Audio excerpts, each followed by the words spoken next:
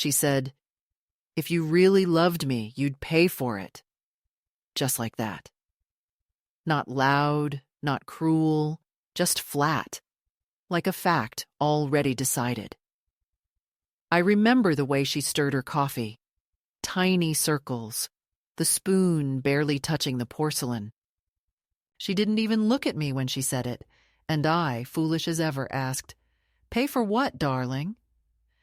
She smiled then, that cool, practiced smile that always means she's about to take something from me while pretending it's a gift. My wedding, Mother. All of it. It was a Thursday morning in March, gray light leaking through her kitchen windows, the kind of morning that makes the world look drained of color. I had taken the bus across town because she said she wanted to talk in person, not over the phone. I thought maybe she was pregnant again, or maybe she and Evan had split. She'd been distant lately, a tone in her voice I recognized but didn't want to name. The tone people use when they've already decided you're a burden, but haven't yet rehearsed how to say it. I remember the table. Marble top. Polished to the point where it reflected her face, back at her like a mirror. I remember the faint scent of vanilla candles and disinfectant. The perfection of it all. And there I sat, in my thrift store cardigan and sensible shoes, holding a coffee cup I didn't like, in a house I'd never been invited to before. She started talking about venues and photographers and floral installations, about a violinist from New York and a menu with 6 courses. I listened the way one does to foreign news, politely, but without comprehension. $80,000, she said eventually, as if the number were simply an item on a list. 80,000. She said it like she was saying 80 cents. I smiled, because that's what mothers do when they're cornered by their own children's entitlement. We smile, we nod, we buy time. I asked softly whether she and Devin had saved something already. She tilted her head, just slightly, and said, "We don't want to start our marriage in debt." I said I understood, even though I didn't. I still don't, not really. I grew up believing debt was something you took on only when you had no other choice.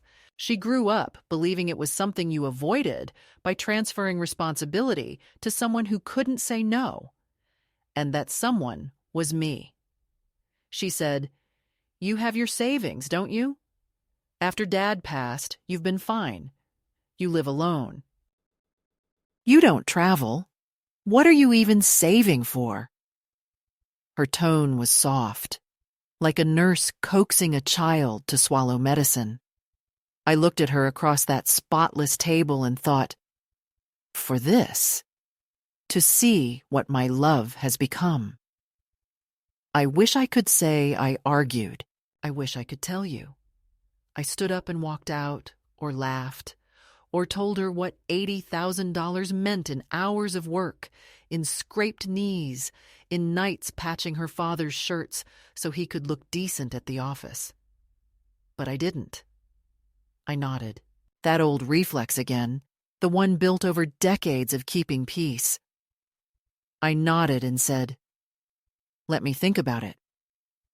She reached across the table and touched my hand, not affectionately, not even gratefully, but like a banker confirming a transaction. "I knew you'd understand," she said. When I got home that afternoon, the silence in my apartment was heavier than usual. I made tea and didn't drink it. The cup sat on the counter growing cold while I went to the bedroom and opened the old oak chest at the foot of the bed. Inside were the remnants of a life I'd built out of carefulness. Folders, receipts, a small metal box with my husband's initials etched faintly on top. I opened it and took out the envelope that held the last of our joint savings. It wasn't much by the world's standards, but it was enough for me. Enough for bills, for a little cushion against sickness or age. I spread the papers on the bed and stared at the numbers. I thought of the way Samantha had said it, that little lilt in her voice when she spoke of her day, how she never once said, "our." I sat there for a long time, the dusk sliding across the room like slow water. I thought of her as a girl in pigtails, running across the backyard barefoot, shouting that she was going to marry her father one day because he was the only man she'd ever need. I thought of the first time she lied to me. Small things, childish things, and how even then her lies had a certain grace, like a performance meant to charm her way back into favor. She had always known how to make guilt sound like love. Somewhere along the line, that skill turned into a weapon. That night, I couldn't sleep. I walked from room to room, touching things I hadn't noticed in years. The framed photo of my wedding, his hand over mine, the crack in the lampshade she once knocked over with a soccer ball, the faint scent of his aftershave that still lingered in the closet. I thought of all the times I'd written checks in my life. Tuition, rent for her first apartment, deposits for every emergency she ever had. I remembered the one time I said no, when she was 20, and wanted to quit college for a year to find herself. She hadn't spoken to me for 6 months. When she finally called, it was to ask for a down payment on a used car. I gave it to her, of course. That's what mothers do when the silence gets too loud. Now, sitting in my living room with the old checkbook open on my lap, I traced the last few pages with my thumb. The paper felt fragile, ready to tear. The last line of the ledger was still in his handwriting, my husband's. A small note that said, "Mortgage. Final payment. We did it, Ellie." I ran my finger over the words until the ink almost smudged. I wondered what he'd say if he saw me now, letting our daughter turn me into her personal safety net. Maybe he'd laugh, or maybe he'd sigh that deep, tired sigh he used to give when he didn't know how to help me without hurting my pride. When the clock struck midnight, I finally sat down at the desk and wrote her name in the payee line. My hand didn't shake, but something inside me did. I stopped halfway through the amount and looked out the window. The street was empty. Somewhere, a dog barked once and then fell silent. The city slept while I wrestled with a kind of grief that didn't have a grave. I closed the checkbook and laid the pen beside it. I wasn't ready to decide. Not yet. The next morning, the phone rang early. It was Samantha, already brisk, already efficient. She wanted to confirm the florist deposit. She spoke as if everything were settled, as if the conversation yesterday had ended with my enthusiastic agreement. I didn't correct her. I said I'd handle it. When I hung up, I looked at the phone in my hand and realized how many times in my life I'd ended calls like that. Promises extracted in the name of harmony. I set the phone down and whispered, "You win again, my girl."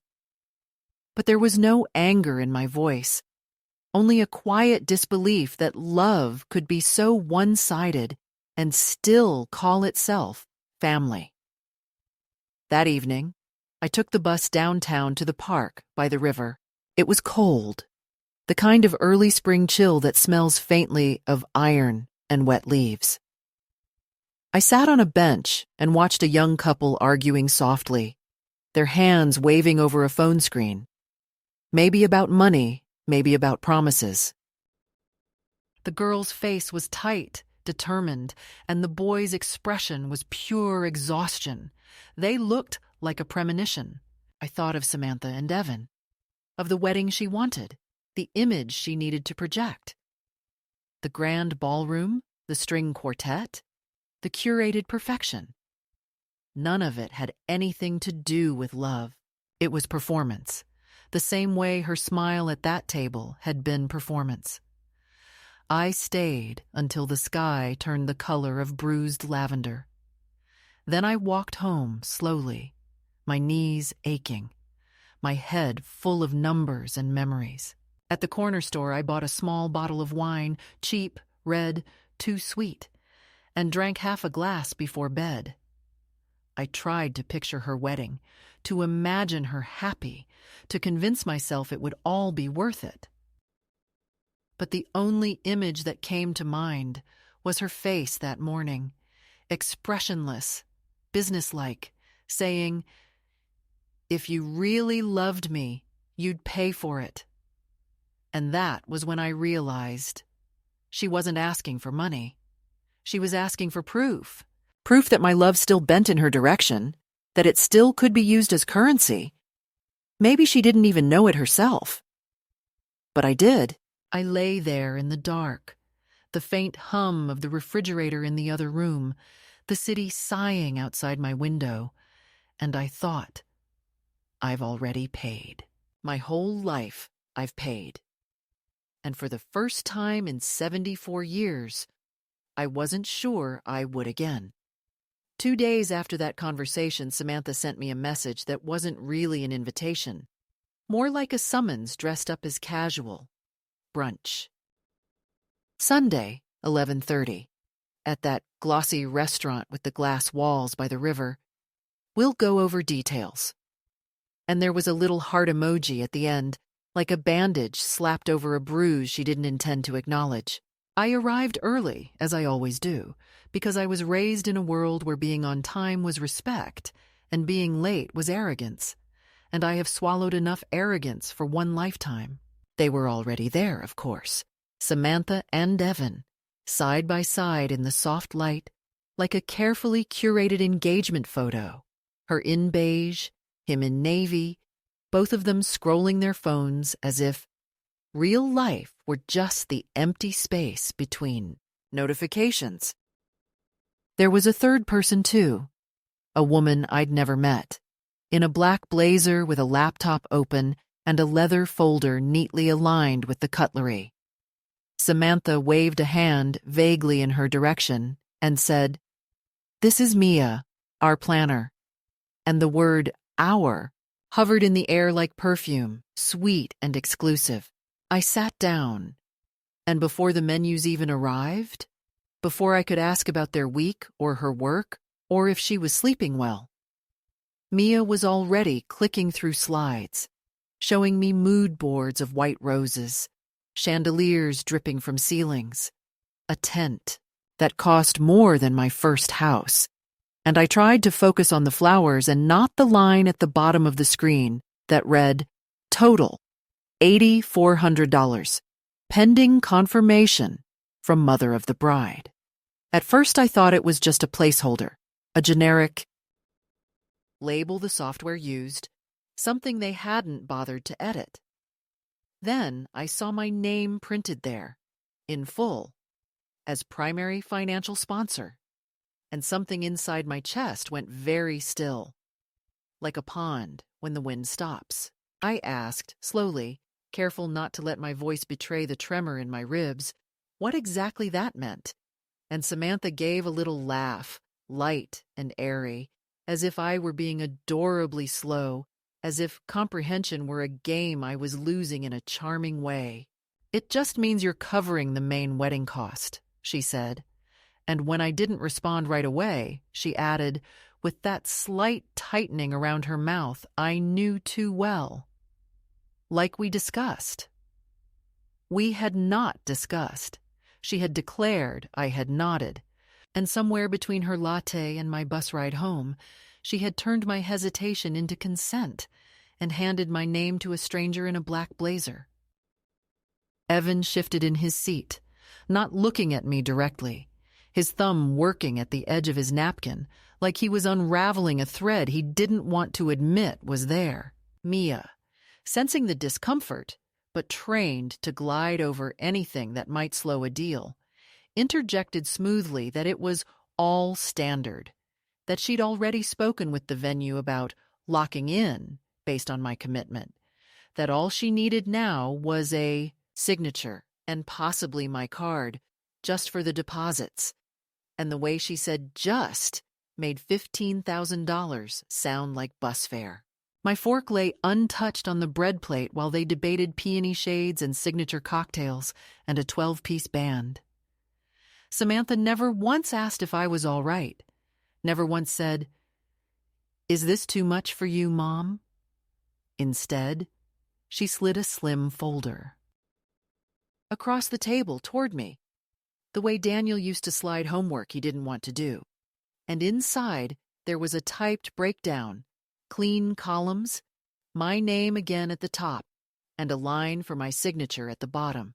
I remember exactly the words she chose, because they were small and sharp and arranged like needles in velvet. "This will just make it easier with vendors, so they know it's secure. We don't want to look irresponsible." We don't want to look irresponsible. As if the worst thing that could happen in her life was not marital disappointment or emotional bankruptcy, but a florist thinking she couldn't pay. I thought of the years I had balanced bills on a table sticky with children's jam, the envelopes I'd shuffled, the nights I'd waited for overtime pay that came too late, how I had guarded my credit score like a fragile organ because it was all that stood between us and humiliation. And now my own daughter attached my name to her spectacle, not out of gratitude, but to borrow respectability the way you borrow a shawl and forget to give it back. I should have spoken then. I should have pushed the folder away, told Mia to remove my name, told Samantha that love is not the same as underwriting vanity. Instead, I asked what would happen if I didn't sign right away. Mia's smile didn't falter, but Samantha's did, barely. A flicker of annoyance crossed her eyes like a cloud over a sun that refuses to acknowledge the sky. "Mom, the venue is holding the date for 72 hours, she said, her voice lower now, a warning note under silk. "If we don't confirm, we lose it. And then everything has to change, and it'll be a mess, and honestly, I don't think I can handle that kind of stress on top of work." It was such a small, ordinary cruelty. The way she made catastrophe out of rescheduling flowers, but not out of hollowing out her mother's savings. Such a banal kind of violence, so polite you almost felt. Ridiculous bleeding from it. Evan finally looked at me then, and there was something like apology in his eyes, soft and useless. "We really appreciate you," he said, and he meant it, in the way you appreciate a donated organ. "We want you to feel part of this," he added, which was funny, because everything about this process was designed to make me feel like a walking wallet with a sentimental backstory. I picked up the pen, heavy, gold, belonging to the restaurant, and I heard my husband's voice in the back of my mind, the way he used to say my name when I was about to overextend myself. Ellie. Slow and warning. But habit is a strong current and guilt is an anchor. And after a lifetime of telling myself that sacrifice is how mothers breathe, my hand moved almost on its own. I did not sign the bottom line, not yet. Instead, I wrote my full name carefully on a separate consent page Mia had tucked in. Some polite legal form about being the guarantor for non-refundable costs, and as the ink dried, I understood with a clarity so stark it almost made me dizzy that this was not a misunderstanding, not a careless moment, or a phrase misspoken. This was an arrangement already made in her mind, a transaction completed before I sat down. Samantha had gone to a stranger and promised my money without my explicit yes, because somewhere along the years my yes had become assumed, automatic, the default setting of her universe. That was the betrayal, more than the number, more than the extravagance, the certainty that I would comply, that my boundaries were theoretical, negotiable, elastic, that my fear of losing her was a resource she could spend. The waitress came to take our order, and I realized I had no appetite. So I asked for tea and toast. Something small, something that wouldn't choke me, while they ordered eggs and smoked salmon and mimosas, toasting to locking it in. Samantha leaned over to kiss my cheek and murmured, "You're the best. I knew you wouldn't let me down." And I smiled, a thin, obedient curve, and felt something in me sinking. Not a collapse. Not yet. More like the quiet shift of weight before a foundation cracks. When I left the restaurant, folder in my bag, the river wind cut straight through my coat, sharper than the air warranted, and I walked slower than usual. Not because of my age, but because I could feel a decision forming somewhere low in my spine, the way a storm gathers before anyone checks the forecast. On the bus, I opened the folder again and read the clauses I'd pretended not to see at the table. My liability if they defaulted, the non-refundable deposits charged to my account, the timeline that assumed my immediate compliance. There, in tidy type, was the truth. I had not been invited into her joy. I had been enrolled in her insurance. A few passengers glanced at me, an old woman frowning at paperwork, and I almost laughed at the simplicity of it. How ordinary exploitation looks when printed in font size 12. By the time I reached my stop, I knew with an odd, cold calm that something irreversible had occurred, and not in the way Samantha hoped. She had, without realizing, signed the release papers on the version of me who never said no. The days that followed did not explode. They settled. The way dust settles after someone has quietly knocked a wall out just far enough for the house to be unsafe without looking broken. And that was almost worse than open conflict, because there was nothing I could point to and say, "Here, this is where she hurt me." Instead, there were emails and messages appearing on my phone from numbers I didn't recognize, copied threads from Mia with subject lines full of words like updated invoice and final confirmation, where I was mentioned not as a person, but as a line item. Eleanor will cover this. Eleanor has agreed. Eleanor to authorize. And each time my name appeared, it felt less like mine and more like the name of a foundation they were draining. Samantha would forward them with hearts and exclamation marks and phrases like, "So exciting," and "We're really doing this," as if the act of spending my savings on orchids suspended from the ceiling were a joint adventure we'd chosen together. When I tried to call her just to hear her voice, to maybe steer the conversation toward something human, she always sounded rushed.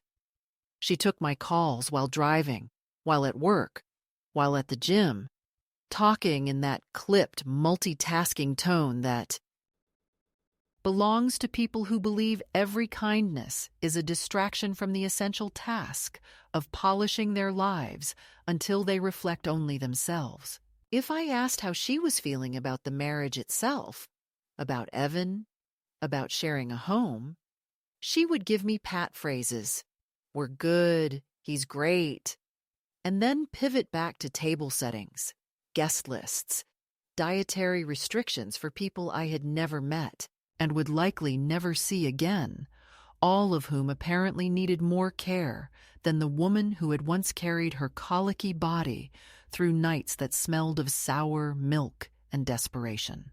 One afternoon, she invited me to a group video call with Mia and a florist named Jonah, who referred to arrangements as installations and suggested building an archway to honor the matriarchal line, since your mother is so generously making this possible. And I watched my own face appear in the tiny square at the corner of the screen, looking washed out and smaller than I feel inside, as Samantha said, "Yes, we really want the day to reflect our gratitude to her." with a smile that didn't reach her eyes, and no one, not one of them, asked me what gratitude would look like to me. They assumed it would look like their names printed in gold, like a menu with truffle foam, like a weekend at a winery for her bridesmaids that I paid for as part of the package. Because apparently my love had tiers now, basic and premium. Gratitude, in their mind, was simply the absence of public complaint. My silence subsidized their virtue. The first small fracture came on a Tuesday evening when she sent me a draft of the wedding website. I clicked the link on my old laptop, the screen humming faintly, and there they were, the two of them in professionally lit photographs that made them look like polished strangers, their story written in the third person, as if narrated by a lifestyle blog. There were paragraphs about how they met at a leadership summit, about her career, his promotion, their shared love of travel and farm-to-table cuisine, about his parents, who taught him everything about loyalty, and about Samantha's incredible support system of friends and mentors, and her late father, who watches over her. And somewhere near the bottom, like an afterthought between the venue directions and registry link, was one line about a special thanks to those helping bring this day to life. My name wasn't there. Neither was the word mother. I read it 3 times, thinking perhaps I had missed something, that my aging eyes had skipped a line, that surely, she had not erased me completely while spending what was left of my future. When I finally asked her gently if maybe there should be a mention, not of money, God forbid, but of me as her mother, she sighed into the phone, that long theatrical sigh she used as a teenager when I reminded her to call home. "Oh, Mom, don't start," she said. "It's just a website. Nobody reads those parts. I didn't mention Evan's parents either. It's minimalist. Don't make it about you." The words landed with practiced precision, turning my request for existence into a selfish act. I apologized, though I didn't know for what, and ended the call with the familiar sour taste of humiliation on my tongue, the same taste I'd had when she was 16 and called me embarrassing in front of her friends because I'd waved too, enthusiastically, from the car. But back then she was a child, half-formed and frightened of anything that made her different. Now she was a woman carving me out of her narrative because I didn't fit the brand. The more the plans grew, the smaller my life seemed around them. Mia would email documents for my e-signature, and I'd sit at my kitchen table, that scarred old wood that had seen spilled milk and exam schedules, and my husband's shaking hands paying the last hospital bill, and I'd read paragraphs about cancellation fees that assumed my consent, about upgrades already confirmed to be charged later. And each time I hovered over the accept button, I felt like I was moving another piece of myself across a chessboard I hadn't agreed to play on. Samantha called less for conversation and more for confirmation. "They need the card by Friday. We're finalizing the band. The tasting is next week. Can you make it, or should I just handle it and send you the invoice?" And I could hear in her voice the shift from tentative request to managerial expectation. Like I had been promoted from mother to subordinate without being informed. There were other small erosions, subtle enough to dismiss individually. The way she corrected what I wore when I met her friends, suggesting softer colors so I wouldn't clash with the aesthetic. The way she sidestepped any memory I mentioned that did not fit her current persona. The way she told me, almost as an afterthought, that she'd seated me at a table with some nice older couples because she didn't think I'd be comfortable up front with the bridal party and speeches, as if I were a shy, distant cousin and not the woman who had once sold her wedding ring to cover Samantha's braces. When I asked where exactly I would be sitting, She sent a chart where my name appeared at the edge of the room, near the kitchen doors. Evan's parents, conversely, were at the head table, faces in the center of every photograph that would later hang in frames. "They're hosting the rehearsal dinner," she explained, as if that settled the hierarchy. As if one evening of overpriced steak outweighed decades of invisible labor. I began waking up in the middle of the night with a tightness in my chest that felt at first like fear of poverty, and then slowly revealed itself as fear of non-existence. It wasn't the money, not entirely.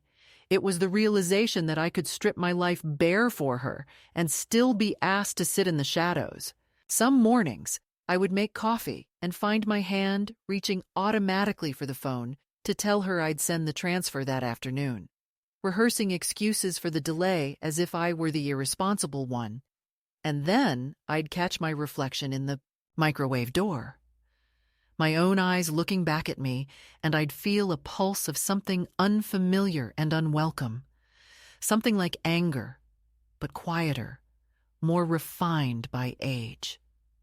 It was insult, distilled, and finally acknowledged. I found myself talking to my husband again, out loud sometimes, asking him what he would have done, whether we had created this creature together, this daughter who believed our sacrifices were simply the natural environment she was entitled to. Breathe in. In the evenings, I would take out the old passbook from our first savings account and run my finger down the columns of deposits, handwritten numbers that marked janitor shifts and night nursing and overtime. All the ways we had turned our tired bodies into security for our children, and I would compare it to the tidy digital invoices arriving in my email with their smooth fonts and automated reminders. And I felt a gulf between the world I came from and the one Samantha inhabited. A gap, bridged only by my willingness to keep paying. The escalation was not in volume, but in assumption. Each day that passed without my refusal was interpreted as deeper consent. Mia began CCing me less, assuming I had already blessed whatever they dreamed. Samantha started saying things like, "Mom's got it," in jest that wasn't jest. At one point, when I mentioned the cost of a particular add-on, she laughed and said, "Oh, don't go all old-school frugal on me now, you can't take it with you," and then kissed my cheek as if she'd given me a compliment. It was then I understood that somewhere along the line, my mortality had become part of her math. If I died sooner, the money would have gone to her anyway. In her mind, I was simply accelerating a process, making a noble exit by funding her entrance into whatever life she was curating. She called it sentimental when she wanted me to feel honored, practical when she wanted me to stop thinking. I did not scream or slam doors or cut up cards. I am too old for theatrics, and besides, that was never my way. Instead, I watched. I watched how easily she spoke of my finances as communal property, but of her choices as untouchable autonomy. I watched how she glowed when discussing the photographer who would capture her walking down the aisle between rows of people who apparently mattered more than the person who had carried her into this world. I watched how my absence from her narrative did not trouble her. If anything, the cleaner her story looked, the lighter she seemed. And beneath all that watching, like a slow underground river carving stone, something in me began to move, not toward compliance, but away from it. A first quiet shift that no one else could hear yet, least of all Samantha, who mistook my stillness for surrender. The turning point came without thunder or scene, not in one argument or moment of defiance, but in the quiet persistence of small humiliations that began to lose their sting. Sometimes change enters a life the way daylight enters a shuttered room. Thin, hesitant. finding its path through cracks no one thought to seal. It was a Saturday morning when I decided to visit Samantha with no plan except to drop off the old lace veil that had belonged to my mother, a piece I had kept wrapped in tissue since before Samantha was born. I thought perhaps it could serve as something borrowed, something that connected us. I arrived unannounced, as mothers of my generation used to do before appointments became the only acceptable form of affection.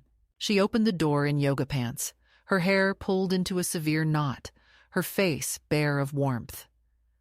"Mom, you should have called," she said, stepping aside with the grace of someone tolerating a neighbor, not welcoming family.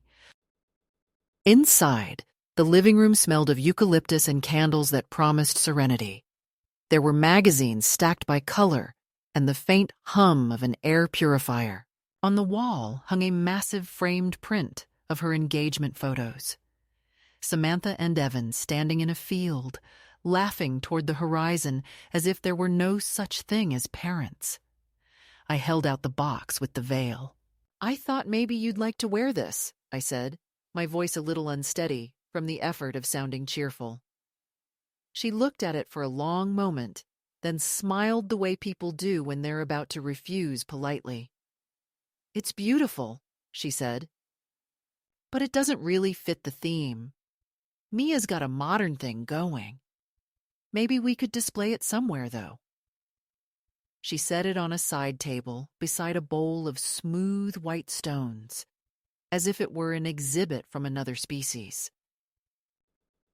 I nodded, said nothing, and followed her to the kitchen, where she poured me coffee into a mug that read Bride Tribe, though the word tribe had been scratched off with a nail, perhaps by accident, perhaps by meaning.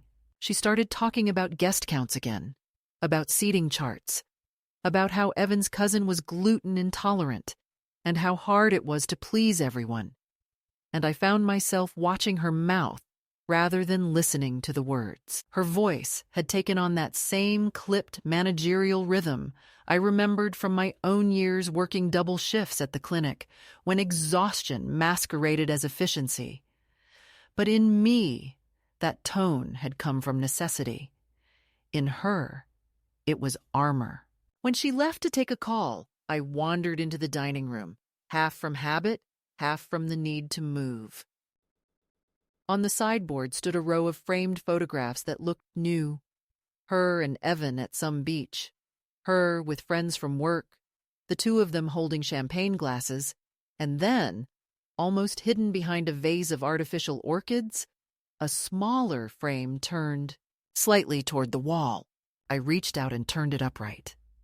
It was our old family photograph, me, my husband, and Samantha at about 7 years old, her front tooth missing, her hair in a crooked braid, her smile wide and unguarded. The glass was dusty, the picture slightly faded, but it was us.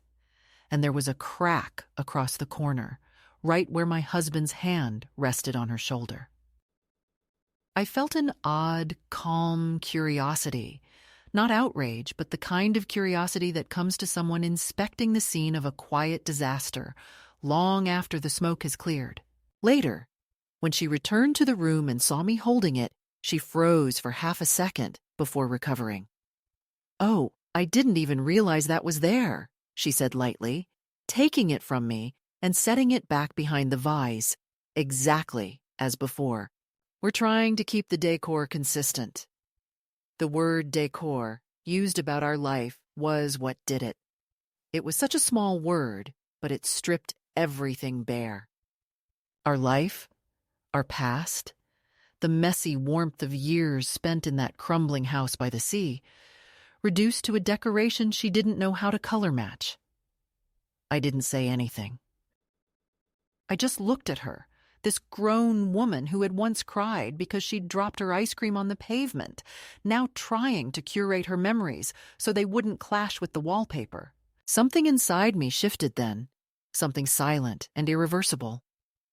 I smiled, not to hide the pain, but because I suddenly understood that I was done auditioning for a role I had already played to the end.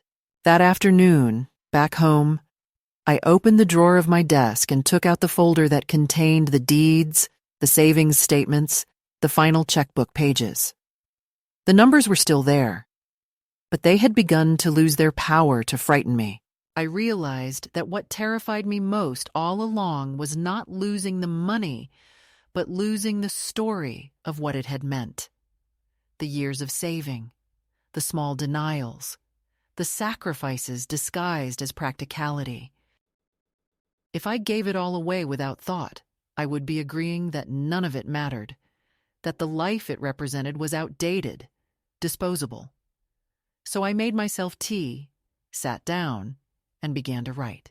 Not emails, not complaints, just words on real paper in the blue fountain pen my husband had given me.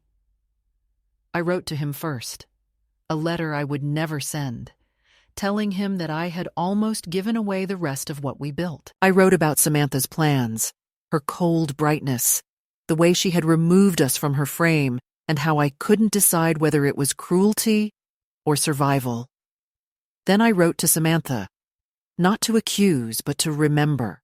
I told her about the day she was born, about the smell of her skin when they first placed her on my chest, about the nights I stayed up counting her breaths because I was afraid she would stop. I wrote that love, real love, is the quiet agreement to worry forever. I didn't know why I wrote it then. Maybe because I knew she wouldn't read it, and that was a freedom in itself. The next morning, the sky was pale and thin, the kind that makes everything seem newly washed, but fragile.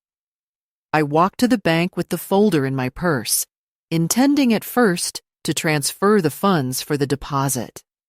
I even filled out the slip, but when the teller asked how I'd like the balance arranged, I heard myself say, "Actually, I need to open a new account." The words surprised me.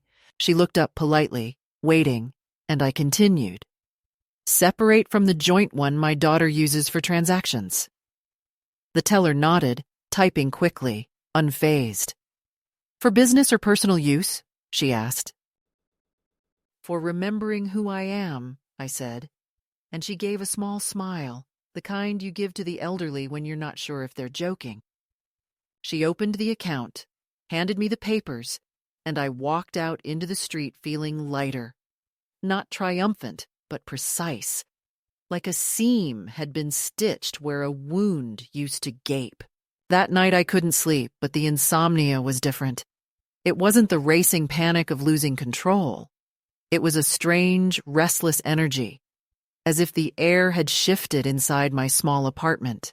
I kept thinking of the photograph on Samantha's sideboard, of her moving it back behind the vase. I pictured myself walking into her pristine house during the wedding reception, when no one was watching, and turning it outward again. It was a petty thought, but also a symbolic one, the desire not to be erased. Yet as the hours passed, I realized that I didn't need to move the photograph at all. It was enough that I had seen it, enough that I knew what it meant. She could hide the evidence, but she could not unmake the memory of being seen hiding it. That was the power she had given back to me without realizing. The following week, I began declining her calls about expenses with gentle vagueness. "Let me think on that," I'd say. "We'll see." Sometimes she would grow impatient, reminding me of deadlines, saying things like, "Mom, we're out of time, you promised." I didn't argue or explain. I simply allowed the space between her demand and my answer to widen until it became something like silence. And in that silence, I found room to breathe. I started going on long walks around the neighborhood again, past the bakery where they still made the same apple turnovers my husband loved, past the park where Samantha had learned to ride her bike. The air smelled of lilacs and exhaust, of all the lives continuing without permission.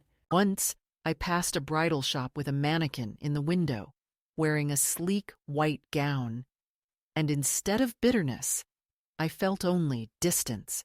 like looking at a relic from a religion I no longer practiced. I began to notice things in my home that had been invisible for years. The tiny crack in the corner of the ceiling shaped like a river delta, the way the afternoon light turned the kitchen tiles golden for exactly 3 minutes before fading. I realized that for decades my life had been lived in anticipation, saving, worrying, preparing for someone else's next step, and that I had not truly occupied my own days. I thought of the new bank account, the neat printed papers in my drawer, and felt an almost childish excitement, the way I used to feel before the start of summer when I was young, that sense of unclaimed time stretching ahead. One evening, Samantha called while I was watching an old movie, her voice crisp and weary. "Mom, Mia says the final payment is due Monday. I'm sending you the link." I looked at the flickering screen, at the black and white faces of actors pretending to forgive each other, and said quietly, "I'm not sure, darling, that I can do that right now." There was a pause, heavy and electric. "What do you mean?" she asked. "I mean, I need to think. Things are tight." "Tight?" she echoed, incredulous, as though the word belonged to another language. "Mom, we've already committed. You can't just—" I let her talk, her words tumbling out, a crescendo of disbelief. I didn't interrupt, and when she finally stopped, waiting for the explanation I always gave, I said only, "I know." Then I hung up, turned off the television, and sat in the quiet dark. The sound of my own breathing filled the room. I didn't feel triumphant or guilty, only steady. Something fundamental had turned. That night, I opened my drawer again, took out the letter I had written to her, and read it under the lamp. The ink had dried to a soft blue-gray, the paper slightly curled at the edges. At the end, I added one more sentence. "A mother's love is not a credit line." I folded it carefully and placed it back in the envelope. Then I wrote a new note, a short one, to myself, a reminder I pinned inside my checkbook. "Wait before you sign. Every yes costs something sacred." It wasn't rebellion, it was arithmetic, the rediscovery of balance. And as I turned off the light and lay down, the first thought that drifted through my mind before sleep took me was simple and without bitterness. I don't owe anyone the rest of me. It began with the fitting. The boutique was a long corridor of mirrors and champagne light, the kind of place where even silence cost money. Samantha had insisted I come, saying she wanted me there for moral support, though I suspected what she really wanted was an audience. When I arrived, she was already standing on the pedestal, a white column of fabric and vanity, her reflection multiplied infinitely across the glass walls. There was music playing softly, something classical that sounded like it had been scrubbed of emotion, and 3 women fluttered around her adjusting pins, murmuring about silhouettes and proportions. "Mom," she said brightly when she saw me, her face lighting up with the kind of excitement I had once mistaken for love. "What do you think?"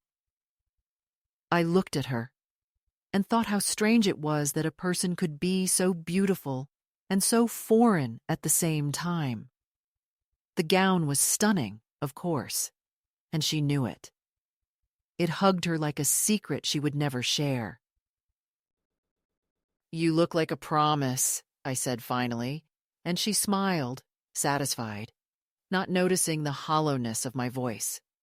While she changed into another dress, one of the assistants handed me a clipboard with figures, all casual courtesy.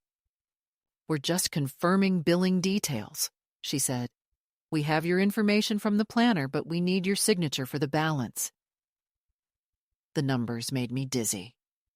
I traced the total with my finger, the way a child traces a map, and realized that this one dress cost more than my first car. I looked up, ready to say no, to explain that this had gone far beyond anything reasonable. But at that exact moment, Samantha stepped out again in a cascade of silk that seemed designed to silence dissent. "Don't you love this one?" she asked, twirling slowly, and I, coward that I was, nodded.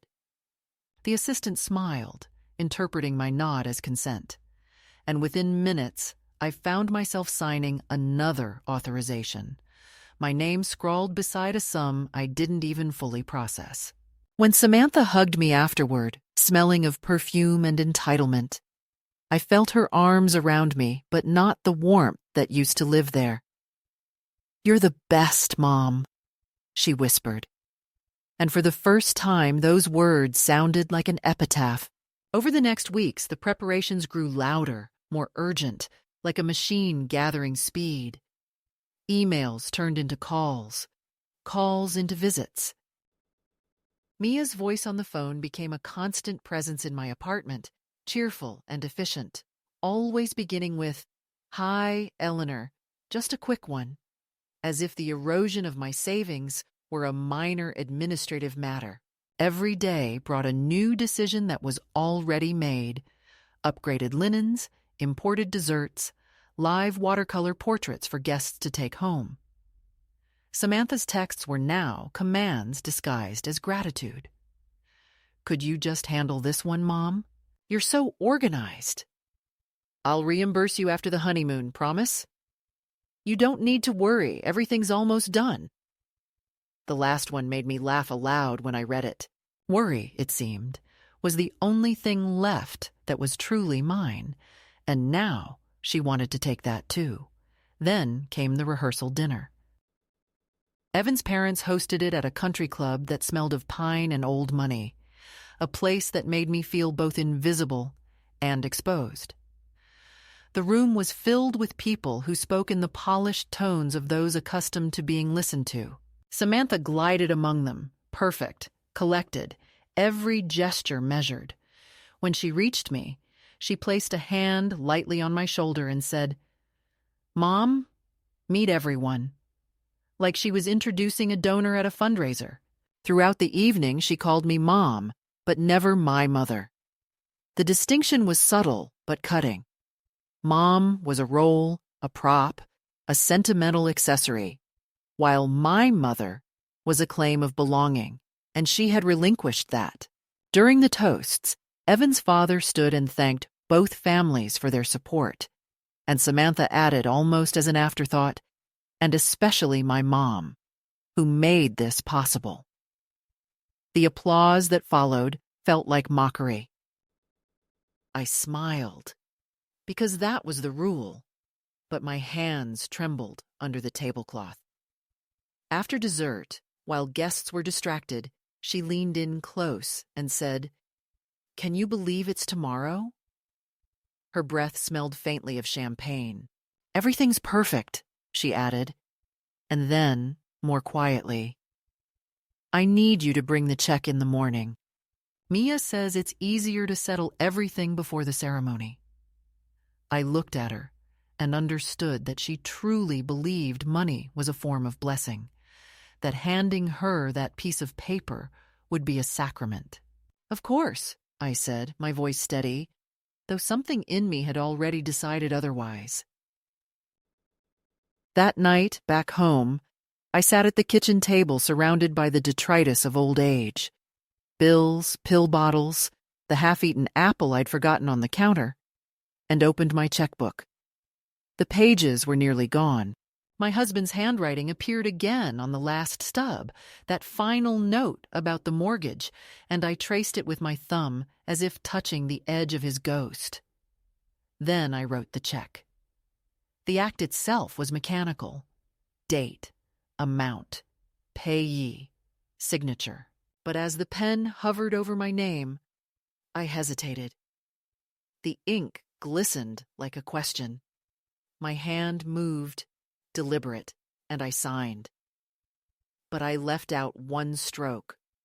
so small that even I almost missed it. A missing curve, a breath of omission that rendered the signature incomplete. It would look valid to anyone glancing quickly, but no bank would accept it. I folded it neatly, slipped it into an envelope, and placed it beside my purse.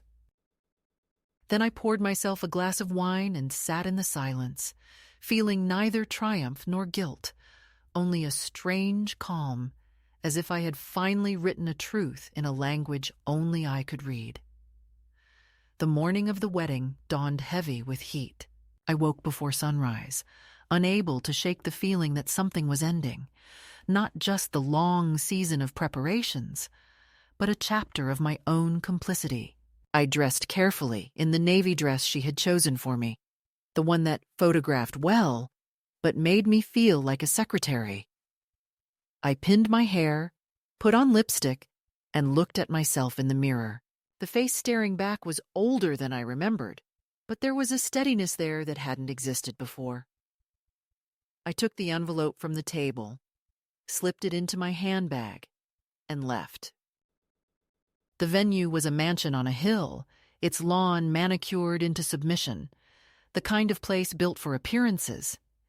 Inside, chaos reigned. Flowers, photographers, people calling names. When Samantha saw me, she rushed over, radiant and trembling with adrenaline.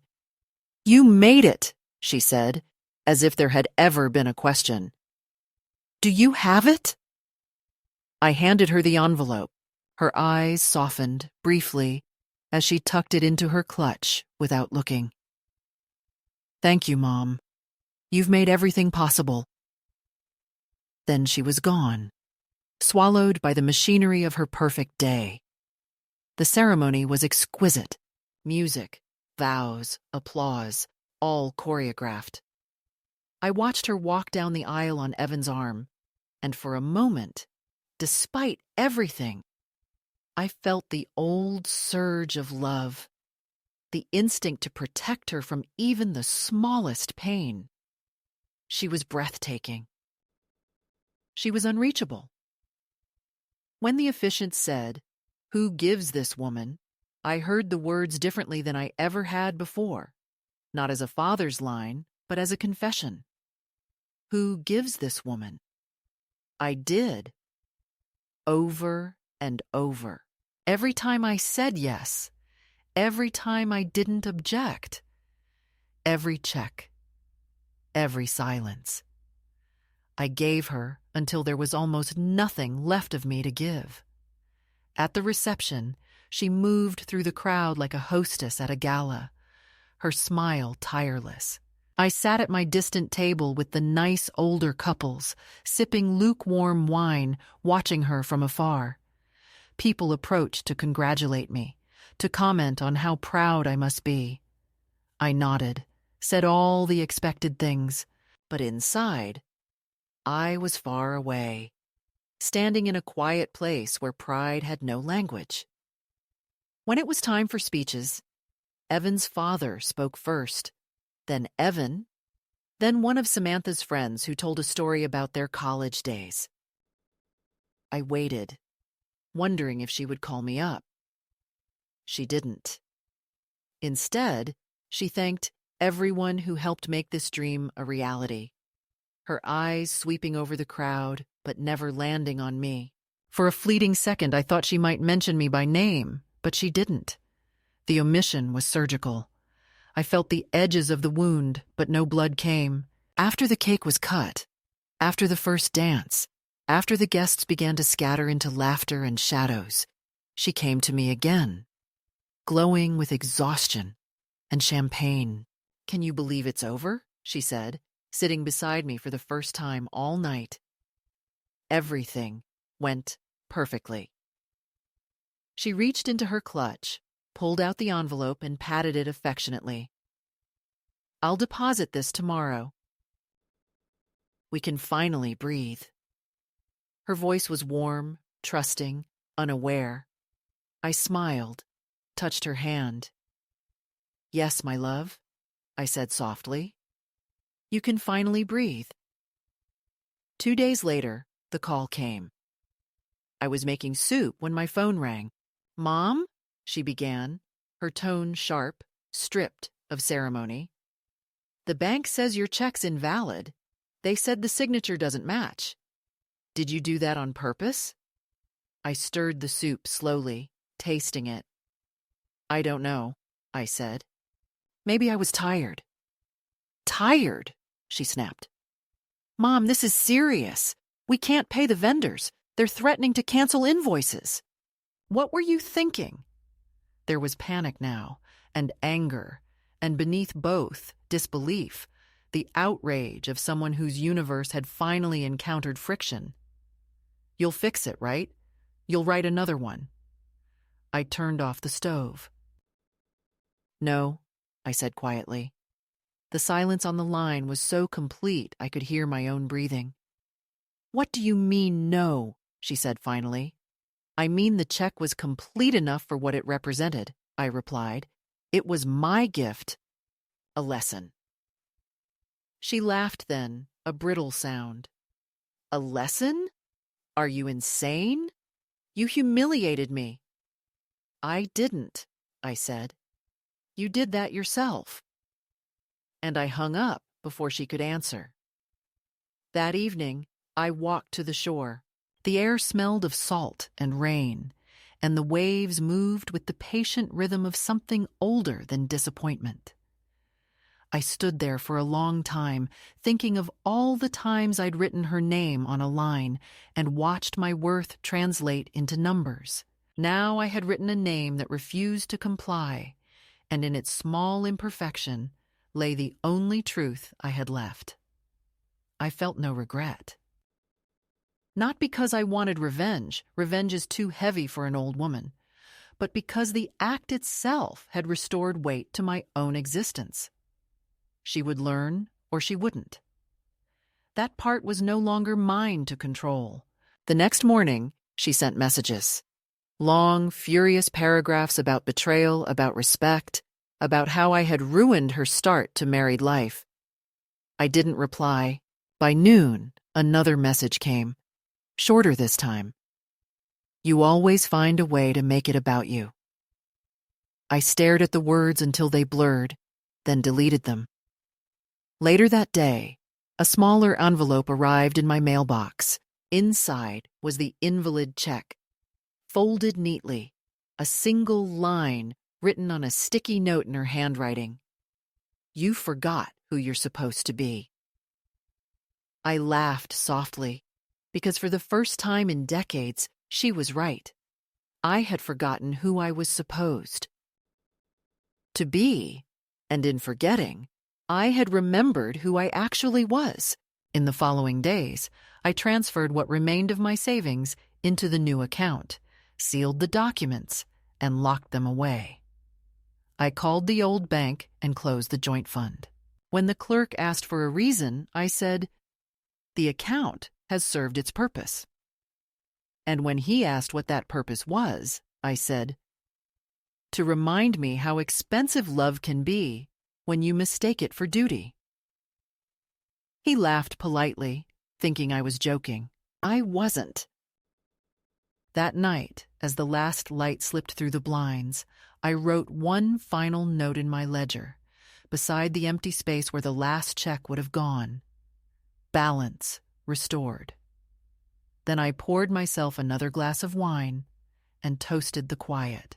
It tasted like freedom, dry, unfamiliar, and absolutely mine. The days after the wedding unfolded in a silence that was not peace but aftermath. The kind of quiet that follows an earthquake when the air itself seems to listen for more collapse. Samantha didn't call again for a week. The first few days I half expected her to appear at my door, her anger raw and theatrical, demanding explanations, maybe even tears. But she didn't come, and her silence settled over me like dust over abandoned furniture, thick and oddly protective. I went about my small routines, watering the plants, sorting the laundry, reading old cookbooks I never used anymore, waiting for the world to tell me what I had done. It didn't. The days went on, ordinary and unhurried, and I realized with a start that the world, vast and indifferent, had barely noticed the breach between mother and daughter. That was when the magnitude of it hit me. All those years I had built my life around her moods, her needs, her ambitions, and now that she had turned away, the sky had not fallen. The kettle still whistled, the mail still came, the neighbor still nodded on his way to work. I was both relieved and devastated by the proof that she no longer had the power to end me. When the call finally came, it was late on a Tuesday evening. I was watching the local news, a story about a traffic accident, the kind of background noise that fills empty hours. The phone rang once, twice, and I almost didn't answer.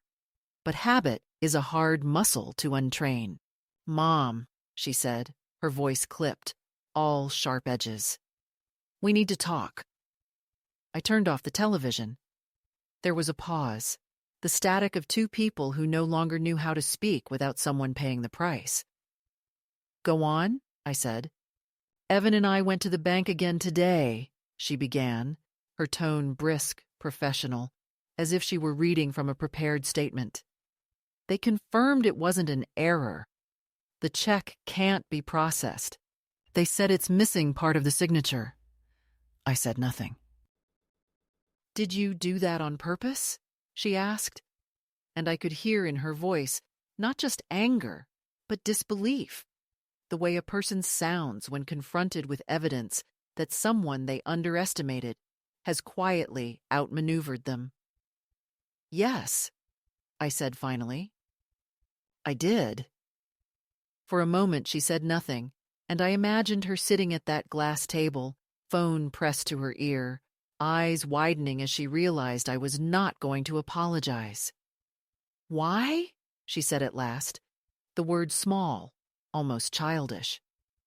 "Because I wanted to give you something you couldn't cash," I answered. "Something you'd have to think about."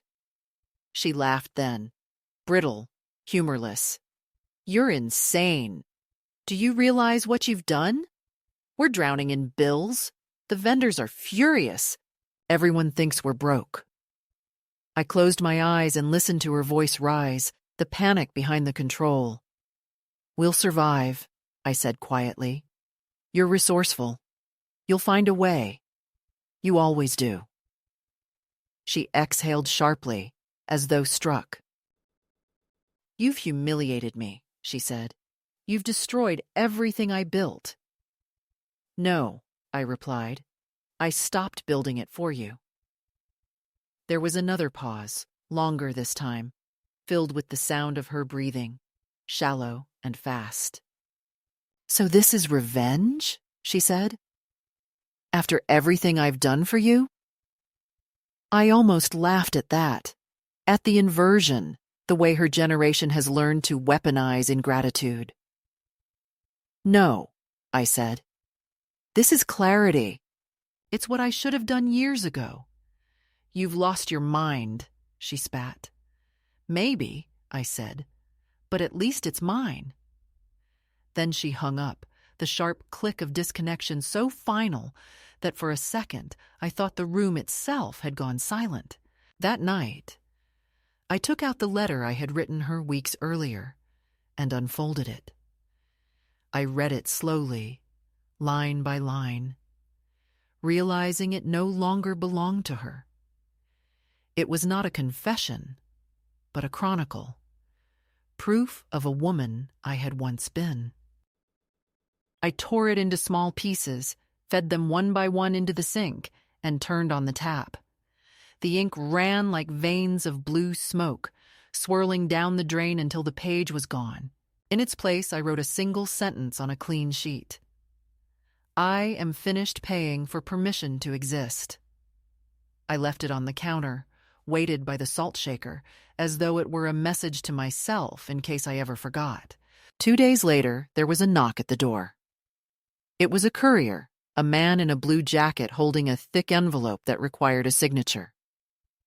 I hesitated before opening it, half expecting legal threats or formal complaints. Inside were copies of invoices from the wedding vendors, flowers, venue, music, each stamped unpaid in red. Tucked among them was a letter from Samantha. It was short, typed, impersonal. Since you refuse to honor your commitment, I will be seeking legal advice. This has caused significant damage to my reputation and financial stability. I hope you're satisfied. No signature, just her printed name. I read it twice, then placed it on the table and stared at it until the words lost shape. There was something oddly freeing about seeing our relationship distilled into bureaucratic language. It was the final evolution of her love. Transactional, itemized, devoid of touch. I took the entire envelope, folded it, and slid it into the drawer where I kept my husband's papers. It seemed right that they should rest together. His handwriting beside her demands, the beginning and the end of my giving. That night, for the first time in months, I slept deeply. The following morning, I went to the lawyer's office. A woman recommended by a friend from the library. She was younger than Samantha, efficient, kind in the detached way professionals are when dealing with elderly clients. I explained the situation, handed her the letter, and asked her to prepare the documents to formally separate my finances from my daughter's name. "Are you anticipating a lawsuit?" she asked. I smiled faintly. "No," I said, "a reckoning." She nodded, not asking for details. When the papers were ready, I signed them with a firm, deliberate hand, making sure every curve of my signature was complete. When she slid the documents across the desk for my review, I caught sight of the notary stamp and thought how strange it was that liberation required so much paperwork. That afternoon, I walked along the pier.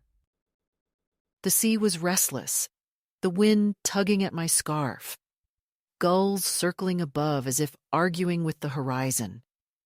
I stood at the railing and imagined dropping a check into the water, watching it dissolve into nothing.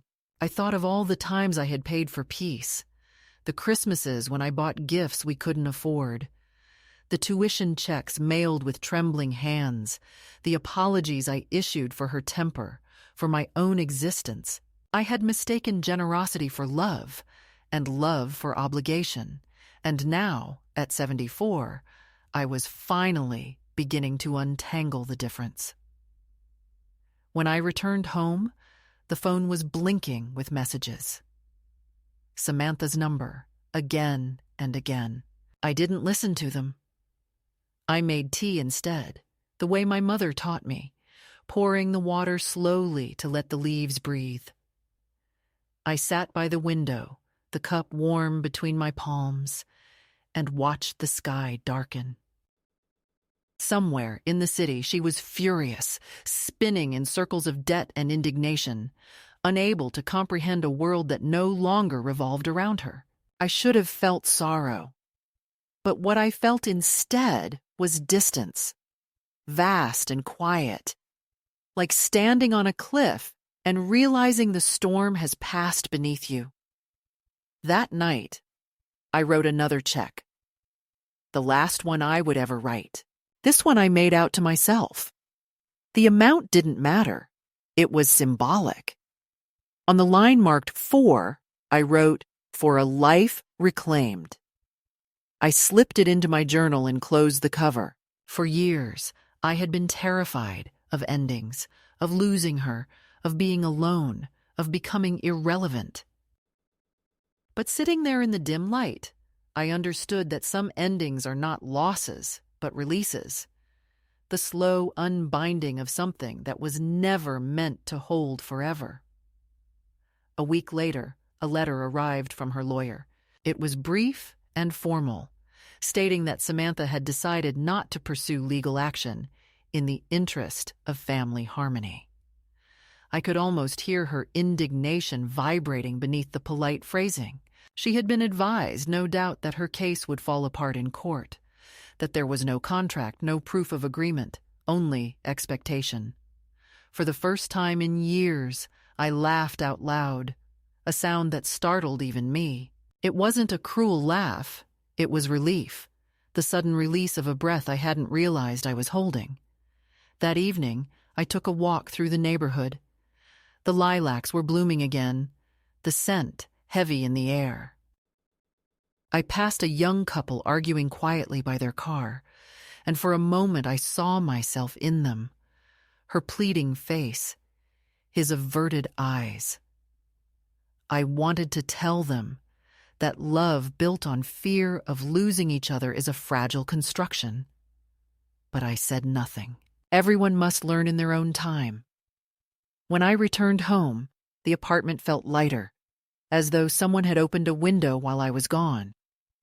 I sat at my desk and opened my journal to the page with the check. I looked at it for a long time, tracing the letters of my name. It felt complete now, not because I had won, but because I had stopped playing. The world outside my window was quiet, the hum of distant traffic blending with the faint sound of waves. I thought of Samantha, not the woman she was now, but the child she had been, running through the house in her father's old shirt, laughing, unafraid. I whispered a blessing for that child, wherever she had gone. Then I closed the journal, turned off the lamp, and sat in the darkness, letting the quiet expand until it filled every corner. The lesson was simple and brutal and strangely beautiful. I had spent a lifetime buying love, and in the end, the only payment that ever mattered was the one I made to myself.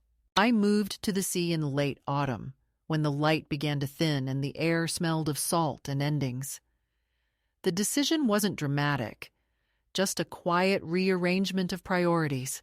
The apartment I found was small, with pale blue shutters that rattled in the wind and a view of water that changed color every hour. The landlord, a widower with kind eyes, told me that the storms could be fierce, but the sunsets were worth it. I believed him. I brought with me little more than clothes, my husband's photograph, and the old checkbook that was now more relic than record. Most of my furniture I left behind or gave away to neighbors who needed it. I wanted space, not things. The first morning I woke there, the sea was gray and calm, the horizon almost invisible, and I felt the strange contentment of a person who has stopped explaining herself to anyone. The quiet was not empty.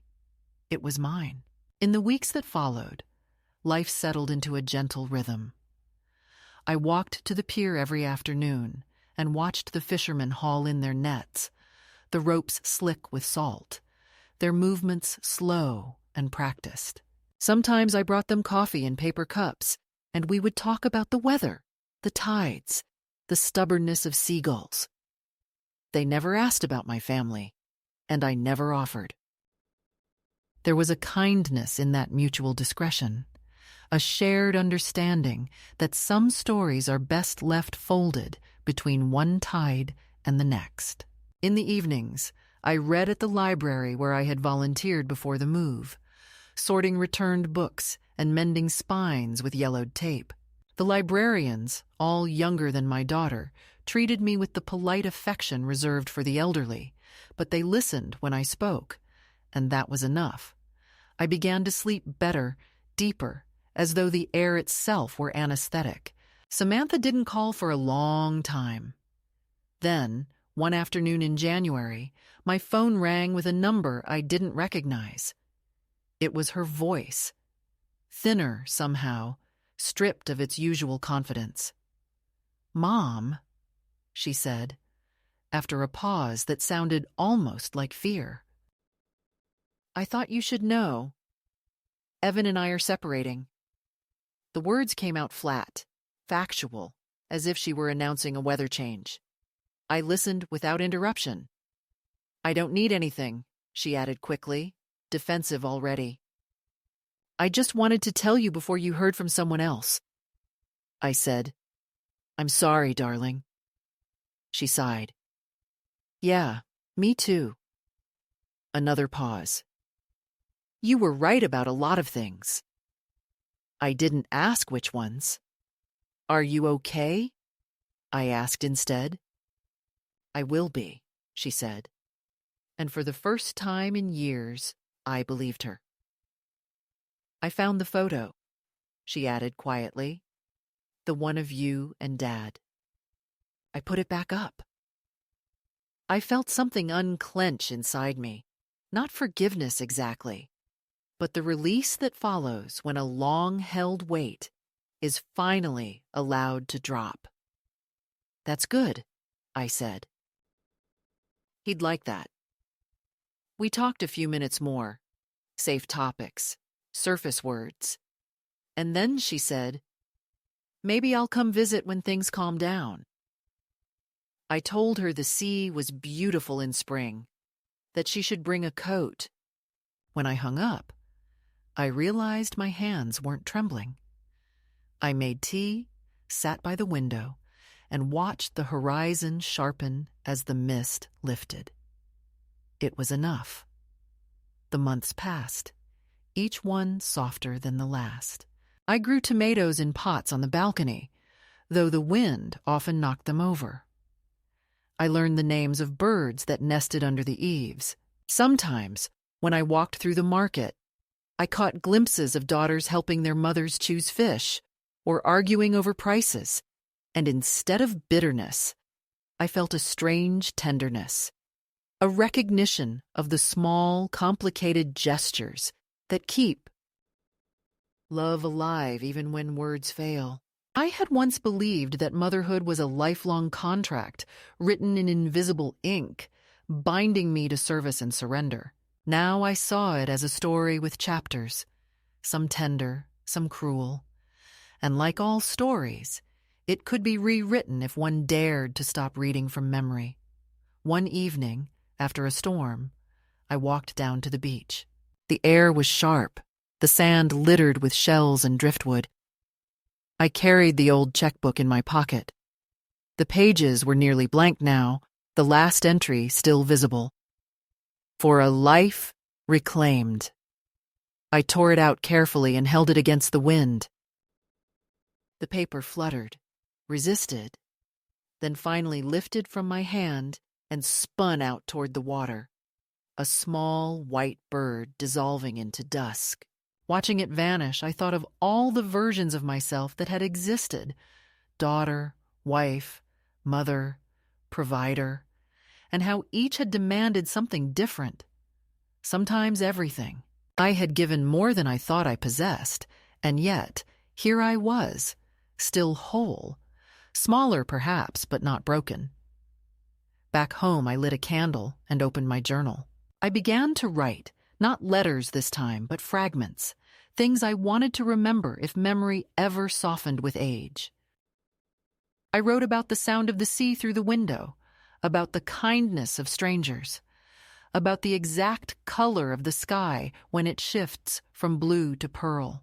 And then I wrote one final note, addressed not to Samantha, but to any woman who might someday find herself sitting in the half-light of her own disappointment. Do not measure love by what you give away. Sometimes the most generous act is to keep what's left for yourself. I closed the book and placed it on the shelf beside the photo of my husband, his smile still young and sure. For a long time, I sat there listening to the candle hiss as it burned down, the wax pooling like a quiet lake around the wick. Outside, the sea kept its rhythm, endless, forgiving. The horizon faded into darkness, and I felt no urge to chase it. I had finally learned that peace is not something one earns through obedience or sacrifice. It is what remains when the noise has finished demanding your devotion. I blew out the candle, opened the window, and let the night air fill the room. Somewhere far off, a bell from a fishing boat rang once and was swallowed by the wind. I smiled, because I understood at last that there are debts which can only be settled by silence.